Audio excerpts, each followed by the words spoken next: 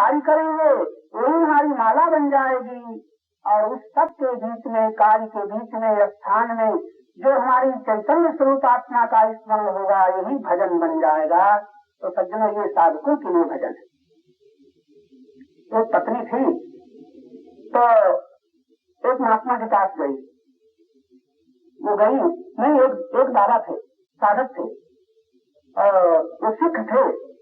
तो सिखों की आदत होती है जैसे हमारी आदत है, हमारी लोगों की आदत है, तो सवेरे सवेरे गुरु ग्रंथ का पाठ करने लग जाते थे, बड़ी जोर से पाठ करते थे।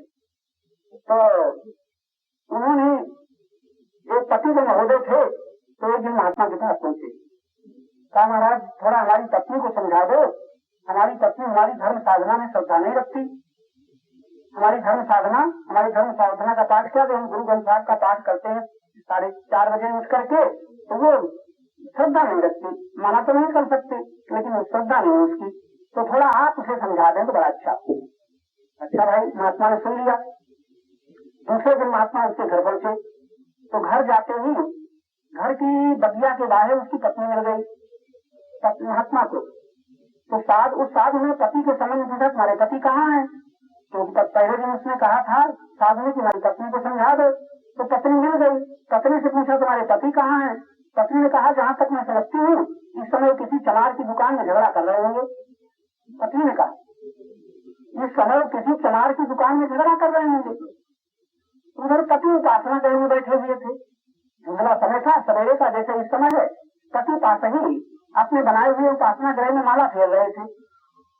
जब इसको सुना कि पत्नी क्या कह रही है, चमार की दुकान में कहीं झगड़ा कर रहे होंगे, उनसे सहा नहीं गया, वो एकदम बाहर आ गए और कहने लगे, अरे बिल्कुल असत्य है, मैं तो अपने मंदिर में था, और ये पत्नी कह रही है कि चमार की दुकान में झगड़ा कर रहे होंगे, मैं तो अपने मंदिर में बैठा था। साधु भी हैरान हुआ कि देखो, ये तो कह रही है कि झगड़ा कर रहे होंगे चमार की दुकान में, और तो अपने उपासना गृह से निकला। पत्नी बोली कि जहाँ तक पत्नी उसे पति से कहने लगी, क्या सचमुच तुम उपासना गृह में थे? तुम माला तो जप रहे थे, क्या तुम्हारी हाथ में माला, ये हाथ में तो माला थी, लेकिन तुम्हारा मन मंदिर से और कहीं नहीं था? पति को होश आया और वो कहने लगा, सच ही वो माला फेरते फेरते चमार की दुकान में मन चला गया था, क्योंकि मुझे जूते खरीदने थे। और पत्नी ने ऐसा क्यों कहा कि रात को पति ने कह दिया था सवेरे हमें जूता खरीदने जाना है। तो पत्नी जानती थी कि रात में जो संकल्प करके लेते हैं, ये सवेरे दुकान में इनका मन पहुंच गया होगा, भाव तोड़ने इनका आदत थी, बहुत आदत थी, यानी झगड़ा की। तो जूते खरीदते थे, रात में ही उसकी पत्नी ने कहा था कि मैं सुबह होते ही उन्हें खरीदने चला जाऊंगा। तो विचार में तो था चमार की दुकान और हाथ में थी माला, ऊपर से भजन। तो इस तरह से मेल तोड़ने को झगड़ा ही हो रहा था। पति बेचारा चुप रह गया। इसीलिए हमारे संत कहते हैं कि कम से कम विचारों को छोड़ो और निर्विचार होकर के रहो, विचार रहित होकर के देखो, तो क्या होगा, जहाँ तुम हो वहीं प्रभु का आगमन हो जाता है। साधक को ध्यान दो, जहाँ तुम हो वहीं प्रभु का आगमन हो जाता है। उसे खोजने तुम कहाँ जाओगे? अरे जिसे तुम जानते नहीं हो, जिसे तुमने देखा नहीं है, उसे तुम कैसे खोजोगे सिवाय इसके कि तुम कल्पना करोगे और तुम्हारी पीठ कल्पनाकार बन जाएगी। कल मैंने बताया था, मन में संकल्प करने की बहुत महान शक्ति है, मन में कल्पना करने की बहुत महान शक्ति है, मन में आविष्कार करने की बहुत महान शक्ति है। आज के युग में आविष्कारों का चमत्कार आपको दिखा रहा है, सब मन का चमत्कार है। तो उस परमात्मा को हम खोज से नहीं, बल्कि स्वयं के भीतर, अपने आप के भीतर शांत होकर के, मौन होकर के, चुप होकर के, दृष्टा बन करके जब देखेंगे, तब अनुभव होगा कि एक खंड परमात्मा सत्ता सर्वत्र, सबका प्रकाशक बन रही। तो आपने ये जो सुना, कहने का तात्पर्य कि हम उपासना किसकी करें, तो मैं आपको एक सम्मति देता हूँ। मैं भी प्राय इसी उपासना को पकड़े हुए हूँ। क्या? चलते फिरते श्वास के भीतर जाने पर ख्याल रखो और श्वास के निकलने पर को ध्यान से देखो। लेटे हो तो, बैठे हो तो, और एक भीतर भीतर प्रश्न कर दो कि मैं जब ध्यान नहीं देता तब भी श्वास चलती रहती है, मैं जब कहता हूँ सो गया तब भी श्वास चलती रहती है, मैं किसी से लड़ता हूँ, किसी से प्रेम करता हूँ, तब भी श्वास चलती रहती है। क्या श्वास मैं चलाता हूँ? उत्तर मिलेगा नहीं। तो श्वास जिसके द्वारा चलती है वो परमात्मा प्राण के पीछे विद्यमान है, उसको कहाँ खोजोगे? आप कहोगे भगवान कहीं मिल जाए, भगवान आपकी शक्ल में मिल जाए ना, तो भगवान की आपने कल्पना कर ली। कल्पना के भगवान भी मिलते हैं, कल्पना के भगवान ऐसा हो न मिले। क्योंकि बड़ी विचित्र बात है कि जो मनुष्य में एक ऐसी शक्ति है, उस शक्तियों के द्वारा जो कुछ भी वो सोचेगा, जैसा भी कल्पना करेगा, वैसा ही उसके सामने आ जाएगा। क्यों? इसलिए कि जीवात्मा का एक छोर है, जीवात्मा का एक छोर तो देह और दूसरा छोर परमात्मा है। थोड़ा इसको सोच लें, अभी सोचें, ये तुम जो देह को देख रहे हो, एक छोर तो ये हुआ, लेकिन जिस चेतना में, जिस चैतन्य सत्ता में देख रहे हो, दूसरा छोर वो हुआ। बीच में है अहंकार, और बीच में अहंकार की हो रही यात्रा, और यात्रा करते करते, लाखों शरीरों को धारण करते करते आज ऐसी जगह पर हम लोग पहुँचे हैं कि जहाँ पर ये इस तरह का विचार कर रहे हैं। लाखों आदमी इस तरह का विचार न करेंगे, इस तरह का विचार न सुनेंगे, उनकी समझ में नहीं आएगा। तो आप शांत होकर के कभी कभी इस देह को देखा करो, एक छोर में देह है और दूसरे छोर में परमात्मा है। परमात्मा का जो भाग दृश्य है, दिखाई देता है, वही प्रकृति। परमात्मा का जो साकार रूप है वो प्रकृति, और प्रकृति का जो भाग अदृश्य निराकार है वही परमात्मा है। बताइए कितनी दूरी हुई? परमात्मा का दिखने वाला भाग प्रकृति और प्रकृति का न दिखने वाला भाग परमात्मा। इस तरह से आप अपने भीतर खोज करें, प्रकृति का न दिखने वाला भाग परमात्मा। बड़ी सुंदर बात हमें संतों से मिली है। प्रकृति लीन होते होते परमात्मा हो जाती है, परमात्मा प्रगट होते होते ही प्रकृति बन जाता है। तभी गीता में कहा है कि विश्व काल में सब में हूँ, सब मुझ में है, और सब में होते हुए भी मैं सब में नहीं हूँ। बड़ी विलक्षण बातें गीता में। तो प्रकृति का यानी प्रकृति लीन होते होते परमात्मा रह जाती है, परमात्मा प्रकट होते होते प्रकृति बन जाता है। अब बताइए क्या दूरी है? जितना आप शांत होते जाएंगे, अभी अस्तित्व का अनुभव करो, अभी परमात्मा का अनुभव करो, अभी आत्मा का अनुभव करो, अभी देह को देखो, अभी मन को देखो, मन की चंचलता को देखो, रोको नहीं। शक्ति के द्वारा मन में गति चल रही, लेकिन हम तो लड़ते हैं।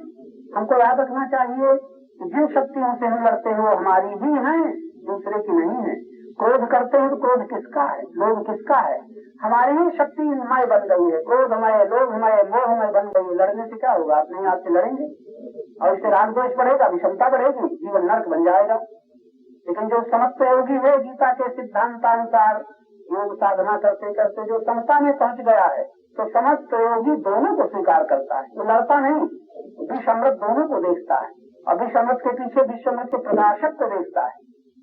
तो आप लोग ये बराबर याद रखें, मैंने प्राणोपासना की जो बात कही, जब एक तो सबसे कठिन है याद रखना, सुन रहे हैं, लेकिन प्राण ये बाहर जा रहा है, इसी को हमारे सन्यासियों में सोहम की उपासना बताई जाती है। सोहम सोहम सोहम सोहम, वही हकार यहाँ पर भी है। सो श्वास, श्वास बाहर जाए हम, श्वास भीतर आए सो हम। तो ये हम जो निकल रहा है, इससे ठोकर लगती है शक्ति के बार बार केंद्रित करने से, इसमें शक्ति ऊपर की ओर चढ़ती, ऊपर की ओर चढ़ती, इसमें हमें समता आ जाएगी।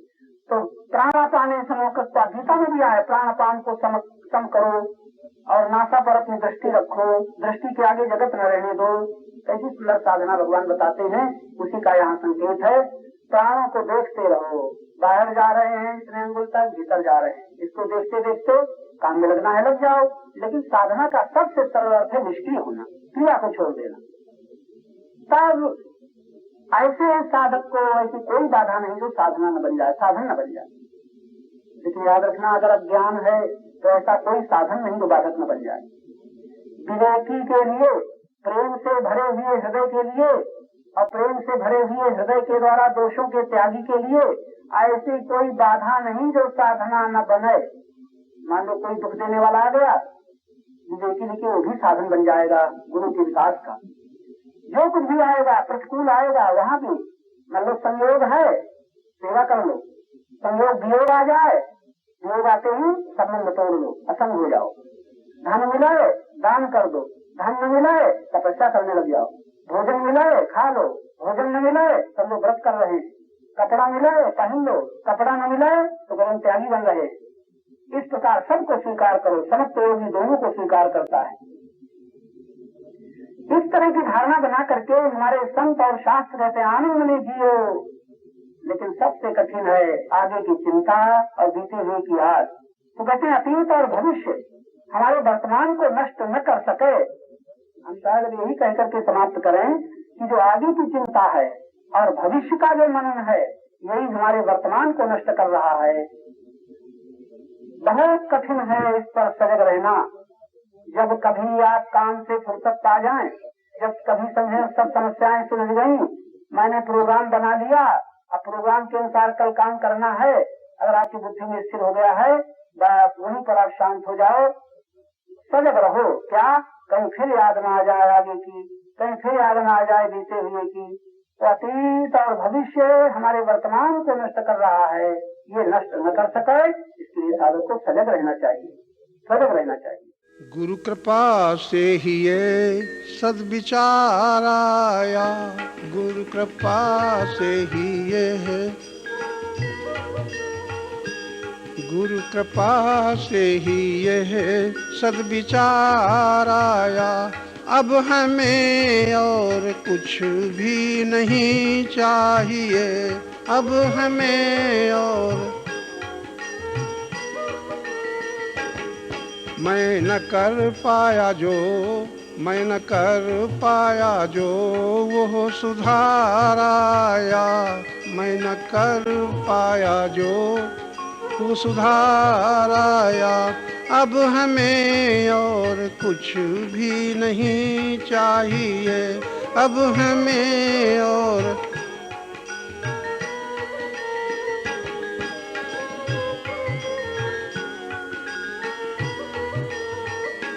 कामनाओं के पीछे बहुत दुख मिला, कामनाओं के पीछे, कामनाओं के पीछे बहुत दुख मिला। कामना पूर्ति का कुछ, कामना पूर्ति का कुछ क्षणिक सुख मिला। कामना छोड़, कामना छोड़ दुख सुख के पार आया। अब हमें और कुछ भी नहीं चाहिए, अब हमें और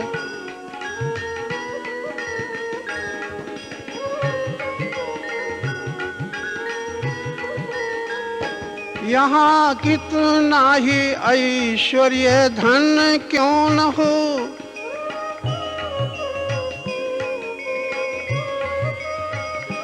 यहाँ कितना ही ऐश्वर्य धन क्यों न हो, सुयश सम्मान सुंदर तन क्यों न हो।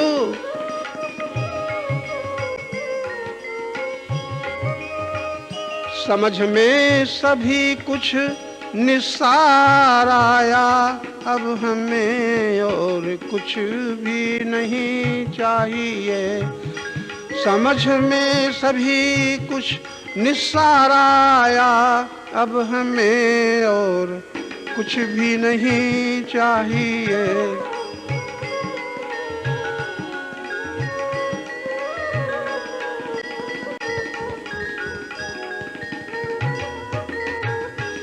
खोज में जिसकी अब तक भटकता रहा,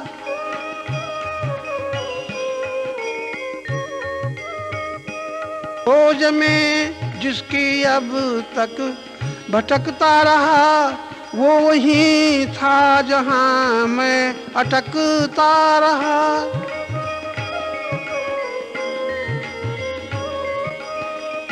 वो वहीं था जहां मैं अटकता रहा। बाद मुद्दत के आखिरी द्वार आया। अब हमें और कुछ भी नहीं चाहिए, बाद मुद्दत के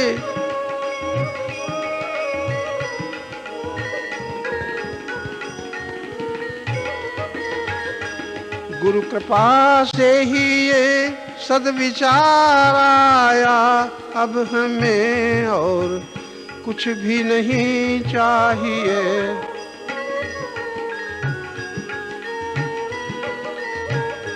जहाँ आकर कोई रंक रहता नहीं,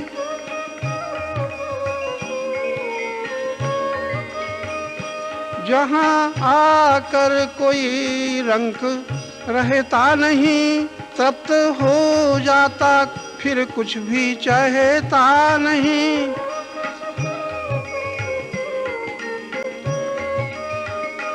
तृप्त हो जाता फिर कुछ भी चाहता नहीं। मेरे सन्मुख वही दरबार आया, अब हमें और कुछ भी नहीं चाहिए।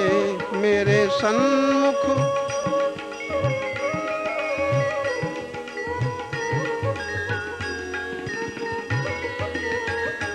मैं न कर पाया जो वो सुधार आया, अब हमें और कुछ भी नहीं चाहिए।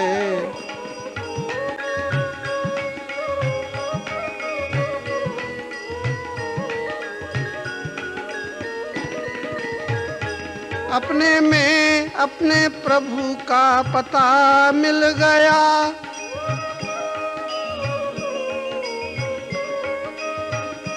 प्राप्ति की प्राप्ति से अब हृदय खिल गया। प्राप्त की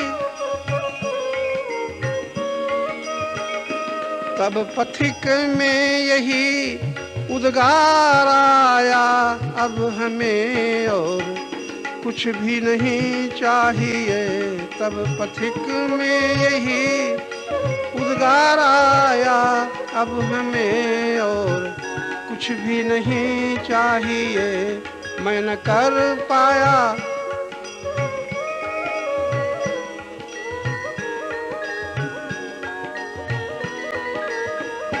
गुरु कृपा से ही ये सद्विचार आया, अब हमें और कुछ भी नहीं चाहिए।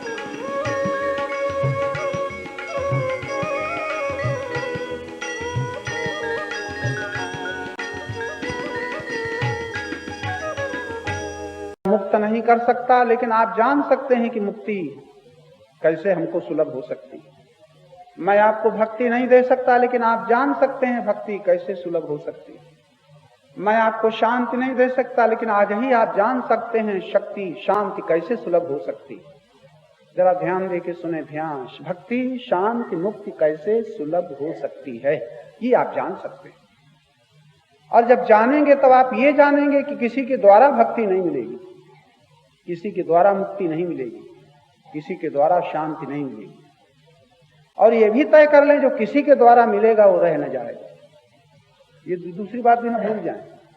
किसी के द्वारा जो सुख मिलेगा, किसी के द्वारा जो धन मिलेगा, किसी के द्वारा जो संयोग मिलेगा, आंखों के द्वारा जो आप देखोगे, कानों के द्वारा आप जो सुनोगे, जो कुछ भी इंद्रियों के द्वारा मन के द्वारा आप संसार में प्राप्त करोगे वो रह न जाएगा। तब इशारा है कि तुम जब भक्ति की जरूरत पड़े तो आप निश्चिंत हो जाना, किसी सहारे की जरूरत नहीं। मुक्ति की आवश्यकता हो तब आप तय कर लेना, किसी सहारे की जरूरत नहीं। आप एक दलील कर देंगे, तर्क करेंगे कि रामायण में तो लिखा है सो बिनु संतन काहु न पाई। अब आप कहते हो किसी सहारे की जरूरत नहीं, और रामायण में लिखा है सो बिनु संतन काहु न पाई। वो भक्ति बिना संतों के न मिलेगी, वो मुक्ति बिना गुरु के न मिलेगी, वो शांति बिना तीर्थों के न मिलेगी।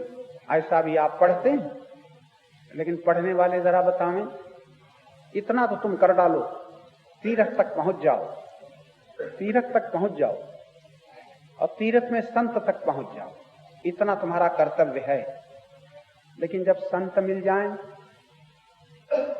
और कभी संत कह दें, ध्यान रखना, मेरे बिना मुक्ति तुझे न मिलेगी, शांति न मिलेगी, भक्ति न मिलेगी, ऐसा कोई संत कहता हो, संत कहता, तुम कह सकते हो, तुम्हारी कल्पना हो सकती है, तुम्हारी धारणा हो सकती है, तुम्हारी मान्यता हो सकती है, तुम्हारा कहना ये तुम्हारे लिए बहुत शुभ होगा। अगर ऐसा न मानोगे तो तुम्हारी श्रद्धा नहीं होगी, तुम्हारी प्रीति नहीं होगी। प्रीति के होने के लिए, श्रद्धा के होने के लिए तुम्हें आश्रय लेना है संत का। लेकिन कृपा करके ये बताओ, किसी संत ने कहा कि मैं तुम्हें मुक्ति दूंगा? तो कहा है? अगर कोई संत कह रहा है कि मैं तुम्हें मुक्ति दूंगा, मैं तुम्हें भक्ति दूंगा, तो उसी तरह का है कि बेटा ये लोटा ले आओ, मैं तुम्हें मिठाई दूंगा। वो संत तुमसे कुछ काम कराना चाहता है और लालच दे दे के कराना चाहता है, क्योंकि समझने की ताकत है नहीं, तो लालच दे करके तुमसे कुछ कराना चाहता है। लेकिन अगर आप विद्वान हो तो संत, कोई संत आज तक न मिला होगा, संत जिसे कहते हैं कि जिसने ये कहा हो मैं तुम्हें मुक्ति दूंगा, मैं तुम्हें भक्ति दूंगा, मैं तुम्हें शांति दूंगा, कोई संत न कहे। लेकिन संत के पास गए बिना आपको ये मार्ग भी न मिलेगा, ये भी निश्चित है। लेकिन जब संत मिल जाए तो संत वाक्यों को मैं दोहरा रहा हूं, तो अब तो आप पीछे न लौट जाना। आप समझ लो कि हम संत तक आ गए, समझ लो यहां पर हम संत का संग कर रहे हैं। लेकिन मैं नहीं कहता हूं मैं संत हूं, मैं कहता हूं मैं संत वाक्यों को, मैं गुरु वाक्यों को आपके सामने रख रहा हूं। अब आप शिकायत मत करना, आप संत का संग कर रहे हैं तो कल्पना मत कर लेना किसी ढांचे में बैठा हुआ कोई संत है। कल्पना मत कर लेना, धोखा खा जाओगे। आप मान लीजिए कि मैं संत हूं, लेकिन मैं जो बोल रहा हूं, अगर मैं ये कह दूं कि मैं तुम्हें मुक्त करूंगा, भक्त बना दूंगा, भक्ति दे दूंगा, शांति दे दूंगा, तो मैं तुम्हें धोखा दे रहा हूं। लेकिन अगर मुझे संत मानते हैं तो मैं कह रहा हूं, क्या कह रहा हूं?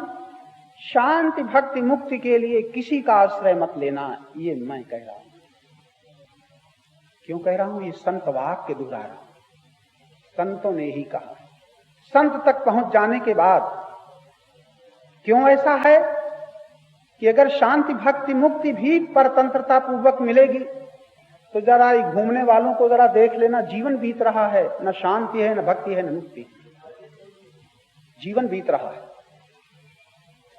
नहीं मिल रही। अहंकार अकड़ रहा है, अहंकार आश्रय लेता है, अहंकार आश्रय देता है। बड़ी कड़ी बात है ये, महात्मा लोगों को बहुत बुरी लगेगी और गुरु लोगों को भी बहुत बुरी लगेगी, और गुरु के जो देह को भी गुरु मानते हैं उन शिष्यों को भी बहुत खराब लगेगी, उन शिष्यों को भी बहुत खराब लगेगी। हम कहते हैं अच्छा लगे खराब तो सुन ही लिया तुमने, अब तो कान में शब्द चले ही गए और तुमने सुन ही लिया, और सुन करके अब चले भी जाओ, तब भी अब जो भीतर शब्द चले गए तो चले गए, ये बेकार न जाएंगे। ये कब सार्थक होंगे? जब तुम निराश हो जाओगे अपने प्रयत्न से, जब तुम भाग करके देख लोगे, थक करके देख लोगे, सब कुछ करके देख लोगे, तो वर्षों बाद तुम्हें हाथ के शब्द याद आएंगे। अब सुन लिया तो सुन लिया, आए फंसे तो आए फंसे। लेकिन आपको एक बड़ी स्वतंत्रता की दिशा दिखाई जा रही है। संत तक पहुंच जाने के बाद संत तुम्हें कभी पराधीन न बनाएगा, ये महिमा है संत की। संत तुम्हें परतंत्र न बनाएगा। रामायण में पढ़ लीजिए, संत ही के शब्द, मैं तै तोर मोर क्या माया, यही वश कीन्हे जीव निकाया। जहां तक मैं और मेरा शब्द का प्रयोग निकल रहा है, याद रखना ये माया है, समझ में नहीं आ रही है। गो गोचर जहां लग मन जाई, तहां लग माया जानो भाई। आपकी गति मन तक हो रही है कि नहीं? मन तक। आप इधर क्यों ना आ जाओ बाबा? उनसे कह दो इधर आ जाओ, यहां आगे तो ध्यान दो, थोड़ा सोच करके देखो। संत के शब्दों में आप स्वाधीनता प्राप्त कर सकते हैं। आप कहेंगे इसमें अहंकार ना आएगा? एक तर्क कर सकते हैं कि हम संत के शब्दों में अगर ये समझ में आ जाएगा मैं ही सब कुछ करूंगा, फिर गलत हो गए। जहां इन शब्दों का आप ये अर्थ ले लीजिए कि मुझे सब कुछ करना है, फिर गलत हो गए, अब तो अहंकार में चले गए। अहंकार जहां तक कर्ता बनता है, मैं भक्ति प्राप्त करूंगा, मैं मुक्ति प्राप्त करूंगा, मैं शांति प्राप्त करूंगा, ये अहंकार की भाषा है। अहंकार को अगर संत के समीप बैठ करके तुम देख लो तो तुम्हारी समझ में आ जाएगा, संत संग का नकद लाभ हो जाएगा। वो ये कि अहंकार को कुछ करने की जरूरत नहीं है, अहंकार को देख लेने की जरूरत है। देख लेना ही मुक्ति है। अब इससे बड़ा सरल साधन क्या होगा? यदि कोई अपने अहंकार को देख ले, बस मुक्त हो, मुक्ति का द्वार खुल जाएगा। साधना अगर यहां तक आपको पहुंचा दे, अहंकार विमूढ़ात्मा कर्ता हमिति मन्यते, इस अहंकार को आप जप करते करते देख लो, कीर्तन करते करते देख लो, रामायण पढ़ पढ़ कर इस अहंकार को देख लो, इस अहंकार को देख लो, तो शायद देखना ही अहंकार से मुक्ति का द्वार है। इतना सुगम, जब तक अहंकार को हम न देख पाएंगे, फिर हम भक्ति के लिए प्रयत्न करेंगे, मुक्ति के लिए प्रयत्न करेंगे, शांति के लिए प्रयत्न करेंगे, तो आप याद रखना अहंकार ही प्रयत्न कर रहा है। अब अकड़ करके कहेगा मैंने शांति प्राप्त कर ली, मैंने भक्ति प्राप्त कर ली, मैंने मुक्ति प्राप्त कर ली। ये चर्चा थोड़ी बुद्धिमानों के लिए है, ये फुसलाना और रिझाना नहीं है कि हम एक कथा कह दें अब आप संतुष्ट हो जाओ। अब तो जोर आपकी बुद्धि पर है। आप समझो तो ये अपनी बात समझो, अपनी भूल समझो, अपना ज्ञान समझो, अपना भ्रम समझो। अगर इसे न समझे और फिर हमें समझे तो क्या समझे, दुनिया को समझे तो क्या समझे, तुम इंग्लैंड अमेरिका को समझे तो क्या समझे, अगर अपनी भूल को न समझे, अपने भ्रम को न समझे, अपने अज्ञान को न समझे। अब दो शब्द मैं और कह रहा हूं। भूल क्या है? स्वरूप की विस्मृति। भूल क्या है? पैसा भूल गए, जमीन भूल गए, चप्पल भूल गए, हीरे की अंगूठी भूल गए। ये भूल तो लोभियों, मोहियों, अभिमानियों, कामियों की। सत्संगी के लिए भूल क्या है? सबसे बड़ी भूल है स्वरूप की विस्मृति। और भ्रम क्या है? देह की स्मृति। दो शब्द हैं, सिर्फ दो ही शब्द हैं, जरा बहुत जोर देकर पकड़ लेना। देह की स्मृति। आप जरा देखिए, आपको देह कभी भूलती है? उठते हो तो मैं उठ रहा हूं, चलते हो तो मैं चल रहा हूं, बैठते हो तो मैं बैठ रहा हूं, मैं खा रहा हूं, मैं पी रहा हूं, मैं ले रहा हूं, मैं निरंतर देह की स्मृति चल रही है। लेकिन स्वरूप की याद आती है? देह याद है, स्वरूप भूला हुआ है। जो नित्य है, सनातन है, सत्य है, वो भूला हुआ है। भगवान कहते हैं ममई वांशो जीव लोके, तू मेरा सनातन अंश है, चेतन। तो भगवान के वाक्य भूले हुए हैं, लेकिन बचपन में माता पिता ने कह दिया है बेटा तुम हमारे हो, ये तुम्हारे हैं, ये तुम्हारी जमीन, ये तुम्हारा नाम, ये तुम्हारी जात। तो माता पिता की बचपन की सुनी हुई बात आज तक आपको भूली, और भगवान की बात की स्मृति रह जाती है। कहने के लिए भले कह दो, गीता में ये लिखा है, रामायण में भले का चेतन अंश जीव विनाशी, चेतन अंश जीव विनाशी, ईश्वर अंश जीव विनाशी, चेतन अमल सहज सुख राशि। रामायण में पढ़ लिया, लेकिन रामायण की चौपाई मौके पर याद आती है कि माता पिता ने जो बताया है वो याद रहता है।